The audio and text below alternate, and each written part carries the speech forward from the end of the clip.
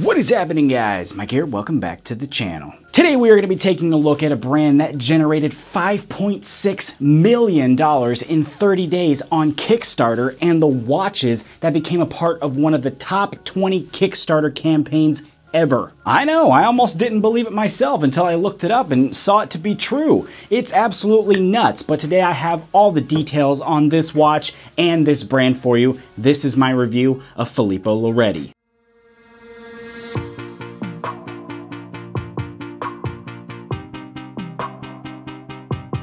So once again today we are taking a look at Filippo Loreti, and because they are a very classy brand and they make very classy watches, I decided to put on my nice suit here to give you guys the full effect of how I've been wearing these watches lately. Now I've said this in the past, whenever I get asked to review a brand, especially a watch brand, I always do my research. And when I got the request for this brand and I did some digging, I honestly couldn't believe they were asking me to review for them. You see, the story goes that these two brothers were in Milan, Italy looking at watches, and they were completely blown away, just pretty much like the rest of us, at how insanely priced these luxury watches were. I mean, I think we can all relate to that. I don't know anybody that can just go out there and buy a luxury timepiece like that. I don't got that kind of cash. But looking into this further, they discovered that not only were they right, they were insanely priced, but in some cases luxury watches were being marked up as high as 4,000%. 4,000%. So they decided to take a shot and see if they could do it better. And in 2015, they launched their first campaign on Kickstarter,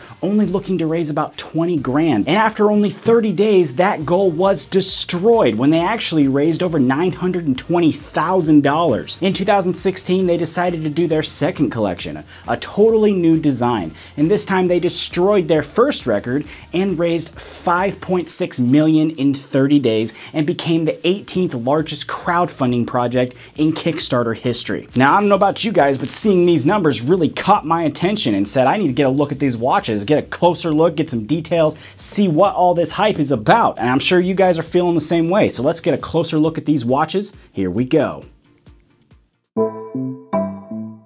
Here we have the Venice Moonphase Silver Mesh Timepiece. This watch is seriously packed full of features, including a 40mm case diameter that's made of stainless steel with a 9mm thickness and sapphire glass. Inside, we got a Miyota 6P00 movement complete with a moon phase function. On the face, in addition to that moon phase function, we also have the day, week, and the month.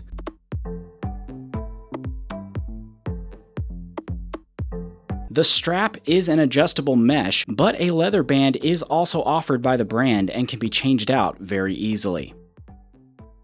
Now, besides all the big talk of big numbers, one thing that really drew me to this brand and the watch was their attention to detail. In addition to the really nicely designed watch face, the back of the watch actually features a 3D rendition of the Basilica di San Marco in Venice. I'm sure I'm saying that totally incorrectly, but it is a very nice rendition of the Basilica, and I think it really takes the design to the next level. The watch band too, for me, was also very unique. I have not actually yet found another watch brand that I've reviewed anyway that makes a band quite this nice. It really fits me well, a lot better than some other mesh bands that I've tried out, and I think they put a lot of detail into that as well, which is something that I appreciate. So all that being said, what does this watch cost? Well, this one here that I have in my hand costs $315 US, which I think is a pretty good price for the quality of the watch. Seeing as we've already determined that other watches of this caliber are marked up 4,000%, I definitely think this one could be priced a lot higher, but